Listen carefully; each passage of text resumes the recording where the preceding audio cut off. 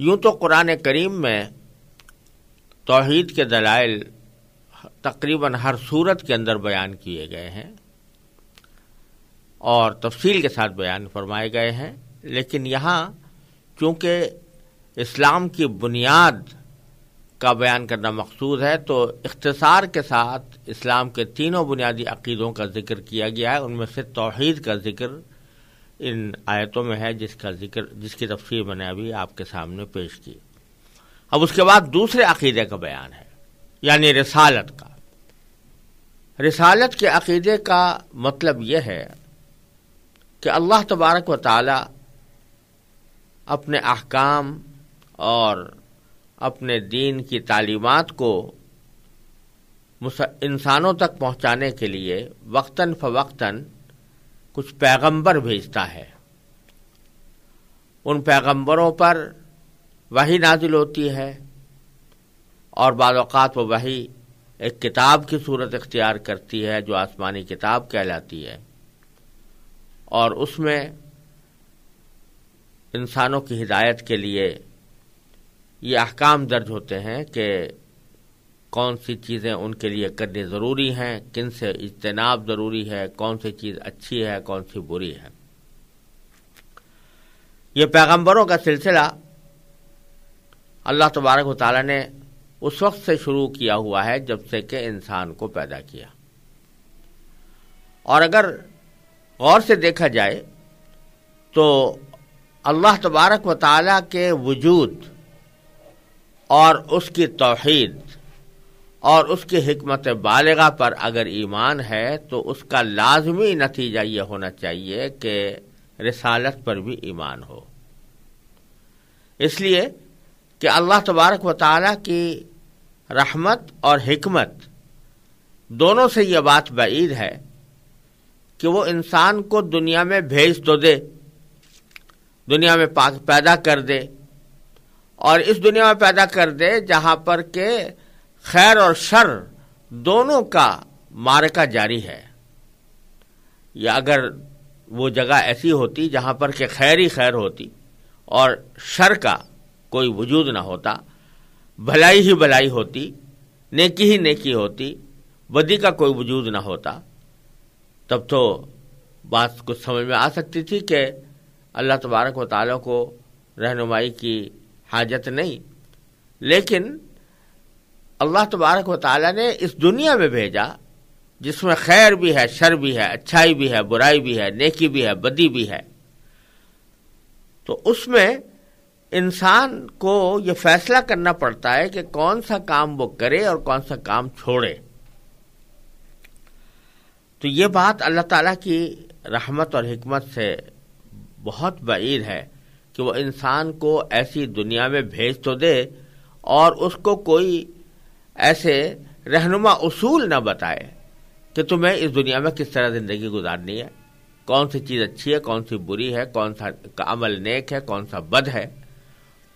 اور کس طرح زندگی کا ڈھانچہ انسان کو بنانا چاہیے۔ یہ بات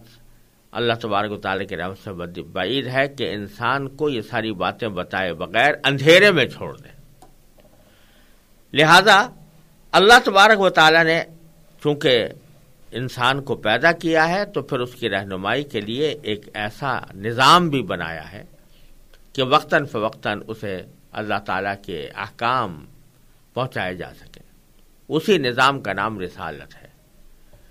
جو انبیاء کرام علیہ السلام کے ذریعے پیغامات پہنچائے جاتے ہیں، ان پر وحی نازل کی جاتی ہے، اور پھر ان کے ذریعے یہ بتایا جاتا ہے کہ انسان کو زندگی کس طرح گزارنی چاہیے اور اللہ تعالیٰ کی بندگی کا طریقہ کیا ہے۔ جس بندگی کا ذکر پچھلی آیتوں میں تھا کہ اللہ اپنے پروردگار کی بندگی کرو، تو بندگی کیسے کرو، بندگی کا طریقہ کیا ہو، یہ ساری باتیں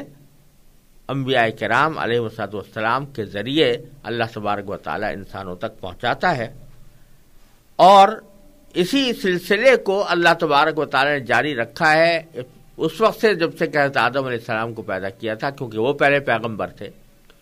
اور یہ سلسلہ پیغمبری کا جاری رہا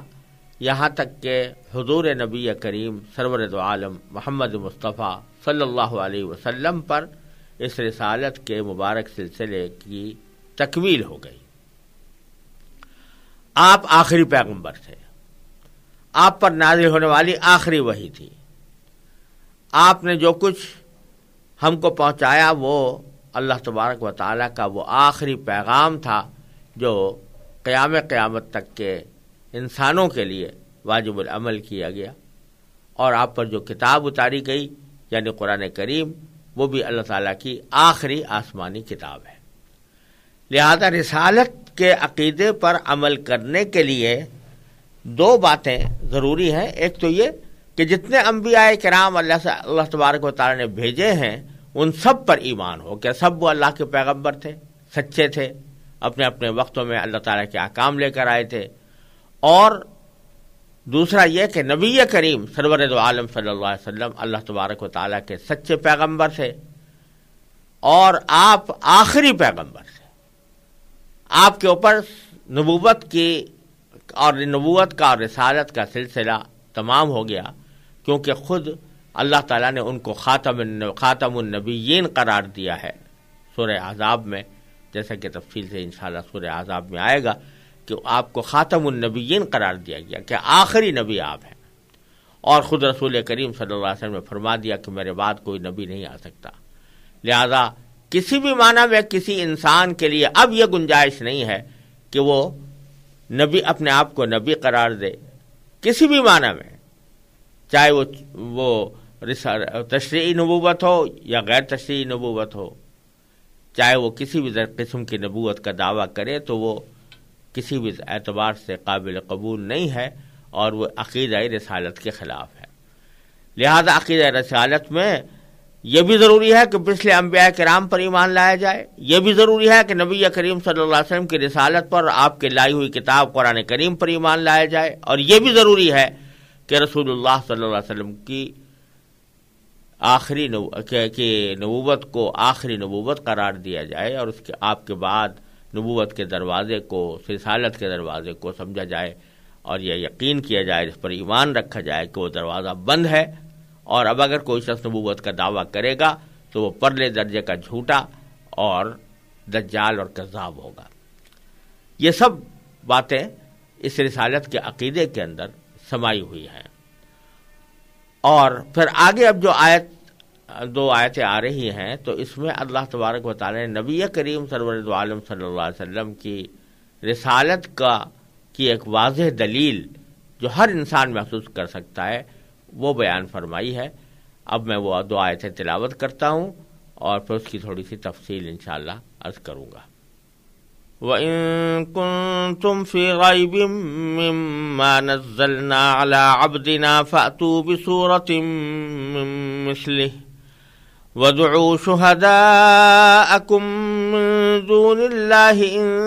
كُنتُمْ صَادِقِينَ فَإِن لَّمْ تَفْعَلُوا وَلَن تَفْعَلُوا فَاتَّقُوا النَّارَ الَّتِي وَقُودُهَا النَّاسُ وَالْحِجَارَةُ اعدت للکافرین۔ اور اگر تم اس قرآن کے بارے میں ذرا بھی شک میں ہو جو ہم نے اپنے بندے پر اتارا ہے تو اس جیسی کوئی ایک صورت ہی بنا لاؤ، اور اگر سچے ہو تو اللہ کے سوا اپنے تمام مددگاروں کو بلا لو۔ پھر بھی اگر تم یہ کام نہ کر سکو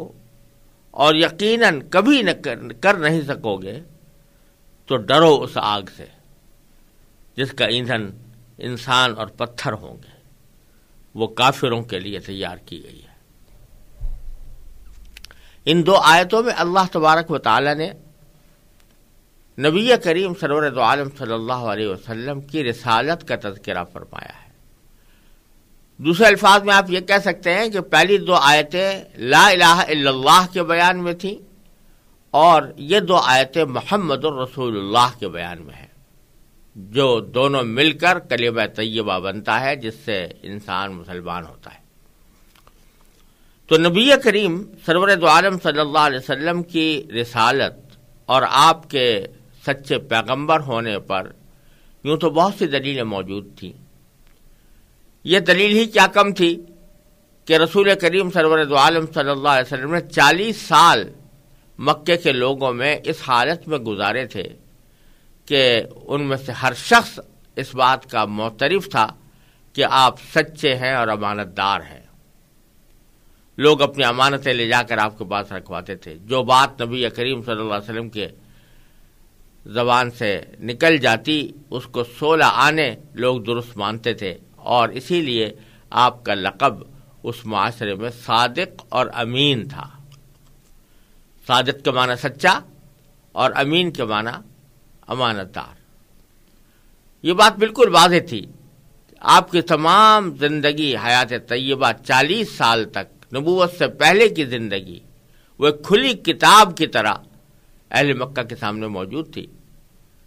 اور یہ بات بالکل واضح ہے کہ جب کوئی شخص اپنی عام زندگی میں جس نے کبھی جھوٹ نہ بولا ہو تو وہ اللہ کے اوپر کوئی بہتان باندھے اور اللہ کے اوپر بہتان باندھ کر یہ کہے کہ اس نے مجھے پیغمبر بنا کر بھیجا، اتنا بڑا جھوٹا دعویٰ کر بیٹھے اچانک، یہ بہت ہی بعید بات ہے.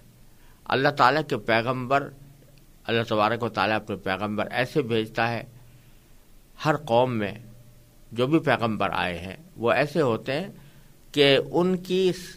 پیغمبری سے پہلے کی زندگی لوگوں کے سامنے ہوتی ہے اور وہ ان کے عادات کو، ان کے اطوار کو، ان کے کردار کو پرکھ چکے ہوتے ہیں. ان کی سچائی لوگوں پر واضح ہوتی ہے. پھر وہ اللہ تعالیٰ کی طرف سے اگر پیغمبر ہونے کا دعویٰ کرتے ہیں تو اول تو ان کو کسی مزید دلیل کی ضرورت نہیں ہوتی. سننے والے کو اتنا ہی سمجھ لینا کافی ہوتا ہے کہ انہوں نے ساری زندگی کبھی جھوٹ نہیں بولا، تو اب ان نبوت جیسے معاملے میں اور اللہ تبارک و تعالیٰ کے پیغام جیسے اہم معاملے میں یہ کیسے جھوٹ بولیں گے. تو یہی معاملہ نبی کریم سرور دو عالم صلی اللہ علیہ وسلم کے ساتھ بھی تھا. اور یہ وجہ ہے کہ جب آپ نے پہلی بار دعوت دی تو مشہور ہے، سب مسلمان جانتے ہیں کہ کوہ صفا پر چڑھ کر آپ نے اپنے قبیلے کے لوگوں کو بلا کر پوچھا کہ اگر میں تمہیں یہ خبر دوں کہ اس پہاڑ کے پیچھے کوئی دشمن ہے جو تم پر حملہ آور ہونا چاہتا ہے تو کیا تم میری بات مانو گے، تصدیق کرو گے، مجھے سچا سمجھو گے؟ سب نے بے اقوال آواز ہو کر کہا کہ ہاں، آپ اگر یہ بات کہیں گے تو کیوں نہیں سمجھیں گے، ہم نے تو کبھی آپ پر جھوٹ کا تجربہ نہیں کیا، کبھی آپ سے کی زبان سے جھوٹ نہیں سنا. تو اس لیے ان کا حضور اقدس صلی اللہ علیہ وسلم کی ساری زندگی ہی کافی تھی ان کے اس دعوے کی تصدیق کے لیے کہ وہ واقعتاً اللہ تعالیٰ کے پیغمبر ہیں. لیکن اللہ تبارک و تعالیٰ کی سنت رہی ہے کہ اس واضح دلیل کے باوجود اللہ تبارک و تعالیٰ اپنے پیغمبروں کو دوسرے لوگوں پر اتمام حجت کے لیے اور دلیل کو بالکل اور زیادہ مؤکد اور مضبوط کرنے کے لیے پیغمبروں کو کوئی معجزہ عطا فرماتے ہیں. یعنی ایسی چیز عطا فرماتے ہیں جو عام لوگوں کی استطاعت سے باہر ہوتی ہے، اور وہ چیز جب پیغمبر کے ہاتھ پر ظاہر ہوتی ہے تو اس سے یہ واضح ہوتا ہے کہ یہ شخص کوئی عام جیسا شخص نہیں ہے، بلکہ اس کو اللہ تبارک و تعالیٰ نے اپنے پیغام پہنچانے کے لیے منتخب فرمایا ہے. وہ جو ایسی بات جو غیر معمولی بات، خرق عادت یعنی عادت کے خلاف کوئی ایسا کام ظاہر ہوتا ہے تو اسی کو معجزہ کہتے ہیں، جو اسباب سے ماورا ہوتا ہے. تو اللہ تعالیٰ اپنے انبیاء کرام کو کچھ معجزات بھی عطا فرماتے ہیں تاکہ وہ معجزات دکھا کر لوگوں کو اس بات پر اور زیادہ پختہ کر سکتے ہوں کہ ان کو واقعتاً اللہ تبارک و تعالیٰ نے اپنا پیغمبر بنا کر بھیجا ہے. پھر معجزات میں بھی اللہ تبارک و تعالیٰ نے عموماً یہ ترتیب رکھی ہے کہ جس زمانے میں جس قوم کے اندر جس قسم کی چیزوں کا زیادہ رواج ہوتا ہے اور اس کو افضلیت کا معیار سمجھا جاتا ہے یا اس کو قابل فخر سمجھا جاتا ہے، اسی کو وہی چیز کسی نبی کو اس طرح دی جاتی ہے کہ وہ اسباب سے ماورا دی جاتی ہے اور وہ اس چیز کے اوپر غالب آ جاتی ہے جو معاشرے کے اندر رواج پذیر ہو چکی ہے۔ مثلا حضرت موسیٰ علیہ السلام کے زمانے میں جادوگروں کا بڑا زور تھا، لوگ جادو کرتے تھے، طرح طرح کے جادو کرتے تھے، اس جادو ہو یا نظر بندی ہو یا ویسے ہی ہاتھ کی صفائی ہو، اس کا اس زمانے میں بڑا رواج تھا، اور جو شخص جتنا بڑا جادو دکھاتا اس کو معاشرے میں اتنا ہی بڑا انسان سمجھا جاتا، اس کی تعظیم کی جاتی۔ تو اللہ تبارک و تعالی نے اس زمانے میں جو معجزہ حضرت موسیٰ علیہ السلام کو عطا فرمایا وہ ایسا تھا کہ جو تھا تو اسی قسم کا جیسا کہ جادوگر لوگ کیا کرتے تھے، لیکن وہ ایسا قوی اور مضبوط تھا کہ جس نے تمام جادوگروں کے جادوؤں کو شکست دے دی اور سب کو نیچا دکھا دیا۔ تو ان کو ایک عصا زمین پر ڈال کر اس کو سانپ کی شکل میں تبدیل ہو جانا اور پھر اس سانپ کا باقی دوسرے جادوگروں کے بنائے ہوئے سانپوں کو نگل جانا، اس نے بالکل یہ بات علم نشرح کر دی کہ جو چیز یہ دکھا رہے ہیں یہ اس قسم کا جادو ہرگز نہیں ہے جو جادوگر دکھایا کرتے ہیں، یا عالم اسباب سے ماورا اللہ تعالیٰ کی نصرت اور اللہ تعالیٰ کی مدد کے ذریعے کوئی چیز دی گئی ہے۔ چنانچہ ان سب سے پہلے نبی حضرت موسیٰ علیہ السلام کے اس معجزے کو دیکھ کر وہی جادوگر جو ان کا مقابلہ کرنے کے لیے آئے تھے وہ سب سے پہلے سجدے میں گر گئے، اور ان کے اوپر یہ بات جب واضح ہو گئی کہ جادو نہیں ہو سکتا، یہ اللہ تبارک و تعالیٰ کا کوئی خاص لطیف معاملہ ہے جو انصاف کے ساتھ کیا جا رہا ہے، تو اس واسطے ان کو یقین آ گیا کہ اللہ کے پیغمبر ہیں۔ حضرت عیسیٰ علیہ السلام کے بارے میں کہتے ہیں کہ اس زمانے میں علم طب کا بڑا زور تھا اور لوگ طبیبوں کو بڑا اونچا مقام دیتے تھے اور ان سے علاج کرواتے تھے، ان کے علم کو علم سمجھتے تھے، ان کی معاشرے میں تعظیم و تکریم کی جاتی تھی۔ تو اللہ تبارک و تعالیٰ نے حضرت عیسیٰ علیہ السلام کو جو معجزات عطا فرمائے ان کا تعلق طب جیسا تھا کہ طبیب لوگ دوا دے کر علاج کرتے تھے، حضرت عیسیٰ علیہ السلام کسی دوا کے واسطے کے بغیر، کسی دوا کے کو استعمال کیے بغیر اپنا دست مبارک رکھ کر اور ان کا علاج اس طرح کرتے تھے کہ اللہ تعالیٰ ان کو شفا عطا فرما دیا کرتے تھے۔ ان دواؤں میں تو کسی کو شفا ہوئی کسی کو نہ ہوئی،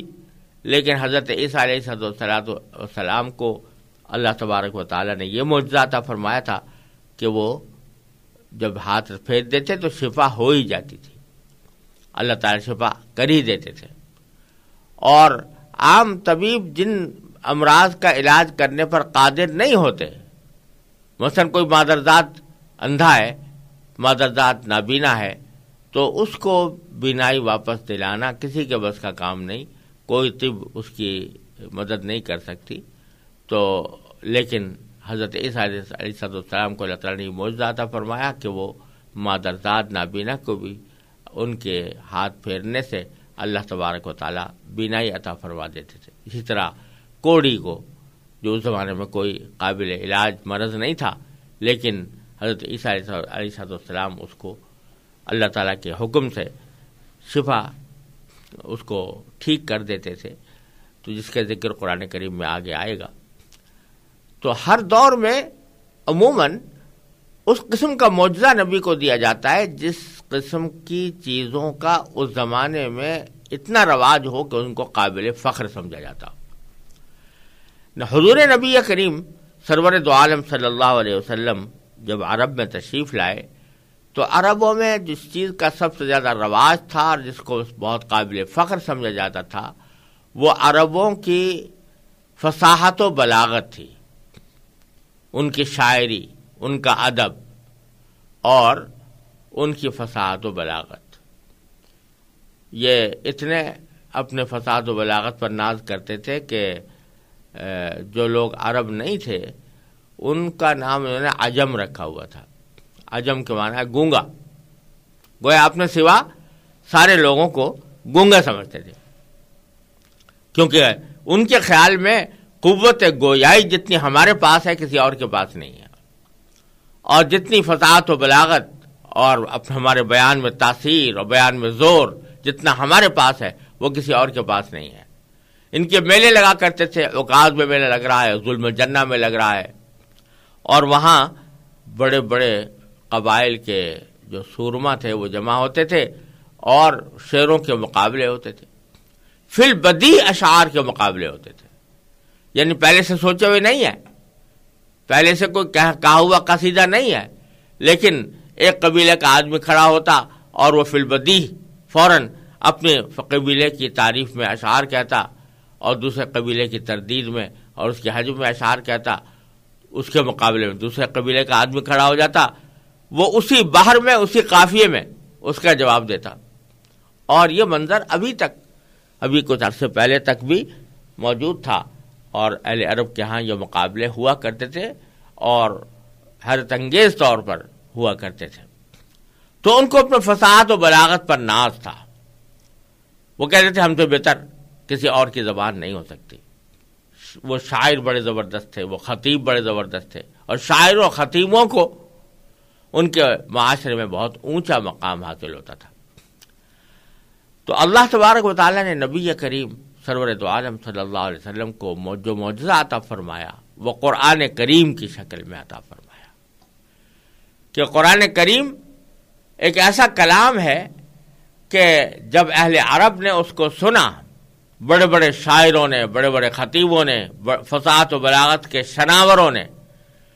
تو سنتے ہی یہ ان کا دل پکار بیٹھا کہ یہ کلام کسی انسان کا نہیں ہو سکتا. یہ کلام یقیناً اللہ تعالیٰ کی طرف سے آیا ہے، کیونکہ انسان کے بس میں نہیں ہے کہ وہ اس جیسا کلام لا سکے. اس کے بے شمار واقعات روایات میں موجود ہیں، اور میرے والد ماجد حضرت مولانا مفتی محمد شفیع صاحب قدس اللہ تعالیٰ سرہ نے اپنی تفسیر معارف القرآن میں تفصیل کے ساتھ وہ واقعات بیان کیے ہیں جن میں اہل عرب کا قرآن کریم کو سننا اور اس کا ان کے اوپر اثر ڈالنا یہ مذکور ہے. تو یہاں اللہ تبارک و تعالی نبی کریم سرور دو عالم صلی اللہ علیہ وسلم کے اس معجزے کا تذکرہ فرما کر سرکار دو عالم صلی اللہ علیہ وسلم کی رسالت کو ثابت فرما رہے ہیں. اور وہ ایسی کھلی ہوئی بات ہے کہ ہر انسان اس کو محسوس کر سکتا ہے، سمجھ سکتا ہے. وہ بات یہ ہے کہ ان دو آیتوں میں اللہ تبارک و تعالی نے پورے اہل عرب کو چیلنج دیا کہ اگر تمہیں اس بات میں ذرہ برابر بھی شک ہو کہ یہ قرآن اللہ کا کلام ہے جو محمد مصطفیٰ صلی اللہ علیہ وسلم پر نازل کیا گیا، تو تم تو بڑے خطابت و شعر کے سورما ہو، فصاحت و بلاغت کے شناور ہو، اس قرآن جیسی ایک صورت ہی بنا لاؤ اور بنا کر دکھا دو، تو پتہ چل جائے گا کہ تم یہ اللہ کا کلام ہے یا نہیں. اس سے پہلے قرآن کریم نے ایک موقع پر یہ فرمایا تھا کہ کوئی شخص اس قرآن کے برابر، قرآن کا مثل کوئی چیز نہیں لا سکتا. پھر ایک موقع پر فرمایا کہ اگر تم اپنے اس دعوے میں سچے ہو کہ یہ اللہ کا کلام نہیں ہے اور کسی کا گھڑا ہوا ہے تو تم ہی گھڑ کر لے آؤ، 10 صورتیں لے آؤ. لیکن اب اس آیت کریمہ میں یہ فرما رہے ہیں چلو 10 صورتیں بھی نہ صحیح، ایک جیسی ایک صورت بھی جو قرآن جیسی ہو وہ بنا کر لے آؤ، تو تمہیں خود پتہ لگ جائے گا کہ یہ گھڑا ہوا کلام ہے یا اللہ تعالیٰ کا کلام ہے. اور ساتھ ہی صرف اتنا ہی نہیں کہ چیلنج دیا، بلکہ اگلی آیت میں یہ فرما دیا فَإِن لَّمْ تَفْعَلُوا وَلَن تَفْعَلُوا، اگر تم ایسا نہ کر سکو اور ہرگز نہیں کر سکو گے تو پھر سمجھ لو کہ اب قرآن کریم کو جھٹلانا یا قرآن کریم کی تکذیب کرنا یا اس کو اللہ کا کلام نہ ماننا یہ اللہ تعالیٰ کے غضب کو دعوت دے گا اور پھر تمہیں جہنم کا سامنا کرنا پڑے گا. پھر اس چیلنج میں اللہ تبارک و تعالیٰ نے یہ بھی فرما دیا کہ اگر تم خود تنہا نہیں کر سکتے تو اپنے حمایتیوں کو بلا لو، سارے حمایتیوں کو جمع کر لو۔ حمایتیوں سے مراد یہ کہ جو بڑے بڑے خطیب اور شاعر ان کے معاشرے میں پائے جاتے تھے اور جن کے خطبوں اور شعر کی مدد سے وہ اپنے قبیلوں کے فخر بیان کیا کرتے تھے، مفاخر بیان کیا کرتے تھے، ان شاعروں خطیبوں کو سب کو جمع کر کے بلاؤ اور بلا کر معلوم کرو اور بلاؤ کر کہو کہ بھائی اس قرآن جیسا کوئی کلام بنا کر لاؤ۔ لیکن فرمایا کہ کوئی تم یہ کام کر نہیں سکو گے، اور یہ پیشین گوئی بھی فرما دی کہ نہیں کر سکو گے۔ چنانچہ ایسا ہی ہوا۔ آپ ذرا اس سے اندازہ کر سکتے ہیں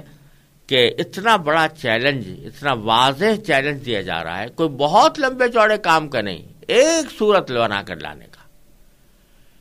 اور سارے اہل عرب کو دیا جا رہا ہے، اور جن کے ان کے بڑے بڑے خطبہ اور شعراء تھے ان سب کو یہ چیلنج دے کر دعوت دی جا رہی ہے۔ اگر قرآن ان لوگوں نے، کافروں نے نبی کریم صلی اللہ علیہ وسلم کو تکلیفیں پہنچائیں، مکہ مکرمہ سے نکالا، جنگیں لڑی، اور ایک جنگ نہیں 10 جنگیں لڑیں، لیکن کسی سے اتنا نہ ہوا کہ حضور اقدس صلی اللہ علیہ وسلم کی رسالت کو غلط ثابت کرنے کے لیے قرآن کے اس چیلنج کو قبول کر لیتا اور کہتا ٹھیک ہے میں اس چیلنج کو قبول کر کے یہ صورت لے کے آتا ہوں۔ اس سے پتہ چل جاتا ہے کہ نبی کریم صلی اللہ علیہ وسلم، حضرت محمد مصطفیٰ صلی اللہ علیہ وسلم جو دعویٰ کر رہے ہیں وہ درست نہیں ہے۔ لیکن ایک مثال نہیں ہے کہ کوئی شخص اس چیلنج کو قبول کرنے کے لیے آگے بڑھا ہو۔ پورے اہل عرب میں کسی نے بھی اس بات کی جرات نہیں کی۔ بعض روایتوں میں، تاریخی روایتوں میں، ایک دو آدمیوں کا ذکر آتا ہے کہ انہوں نے یہ حماقت کرنے کی کوشش کی تھی، مگر جو کلام وہ بنا کر لائے اور اپنے ہم قوم لوگوں کو، کافروں کو سنایا تو وہ خود کافر اس پر ہنسنے لگے کہ تم کیسا کلام بنا کر لائے ہو، یہ قرآن کے مقابلے میں اس کی کوئی حقیقت ہی نہیں ہے، اور کبھی بھی ہم اس کو قرآن کریم کی فصاحت و بلاغت کے مقابلے میں پیش نہیں کر سکتے۔ اور یہ چیلنج 1400 سال سے آج تک چلا آتا ہے، اور کسی نے بھی اس چیلنج کو قبول کر کے کوئی ایسا کلام پیش نہیں کیا۔ جن لوگوں نے کیا، دوسرے غیر جانبدار لوگوں نے، خود کافر لوگوں نے یہ کہہ دیا کہ یہ تمہارا یہ کلام قرآن کے برابر نہیں ہو سکتا اور قرآن کی فصاحت و بلاغت کے جیسا نہیں ہو سکتا۔ وہ فصاحت و بلاغت کیا ہے اور کس طرح، کیا اسلوب ہے، اس کو سمجھنے کے لیے عربی زبان کی مہارت بھی درکار ہے اور عربی زبان کا ذوق بھی درکار ہے۔ اس ذوق سے تفصیل میں جانے کی ضرورت نہیں ہے۔ خود میں نے اپنی کتاب علوم القرآن میں اس کے اوپر مفصل بحث کی ہے اور قرآن کریم کے اعجاز کے وجوہ بیان کیے ہیں کہ وہ کیوں معجزہ ہے، کن کن حیثیتوں سے وہ معجزہ ہے۔ تو اگر کسی کو ضرورت ہو تو وہ اس کو دیکھ سکتا ہے، لیکن یہ بات بہرحال ہر انسان کے لیے کھلی ہوئی ہے کہ یہ چیلنج دیا گیا، سارے اہل عرب کو دیا گیا، کوئی اس چیلنج کو قبول کرنے کے لیے آگے نہیں بڑھا اور کسی نے کوئی ایسی صورت پیش نہیں کی جو بالکل واضح دو ٹوک اس بات کی دلیل ہے کہ رسول کریم سرور عالم صلی اللہ علیہ وسلم سچے رسول تھے اور آپ پر جو کتاب نازل ہوئی وہ اللہ تعالیٰ کا کلام ہے اور وہ آج تک اپنی اصل صورت میں محفوظ چلا آتا ہے۔